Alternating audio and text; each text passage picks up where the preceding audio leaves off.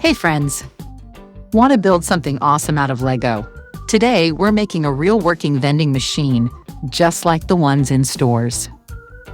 Drop in a coin and out comes a surprise. No tricks.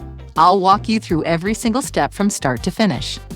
This one's perfect for Father's Day too. Hide a sweet note or a tiny treat for Dad. Super fun, super clever, and yep, it actually works. If you get stuck or have questions, just drop them in the comments. I've got you.